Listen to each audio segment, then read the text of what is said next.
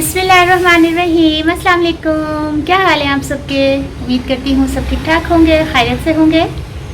आज है 16वां रोज़ा और 7 अप्रैल 2023 और इस वक्त टाइम हुआ है 6:15 हुए हैं, 6:15 हुए हैं और कुछ ही देर में इंशाल्लाह रोज़ा खुलने वाला है। और आज की हमारी इफ्तारी में आलिया ने क्या बनाया है, बहुत मज़े की चीज़ें। खुल गया। मस्तियाँ कर रही है। वो एक सायरन बजता है ना मस्जिद में, तो इस तरह का आवाज़ निकालने के खुल गया। तो ठीक है, आज की इफ्तारी में देखते हैं क्या है। ठीक है, तो माशाल्लाह ला कुव्वत इल्ला बिल्लाह। आज की इफ्तारी तो देखें, ये सारे रोल स्प्रिंग रोल आलिया ने बनाए हैं और ये पकोड़े आलिया ने बनाए हैं।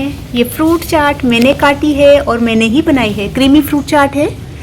और ये फ्राइज़ हैं, ये आलिया ने बनाए हैं। ये इमली की चटनी आलिया ने बनाई है, खट्टी वाली। और ये केचप है, खजूरें, और ये शरबत मैंने बनाया है।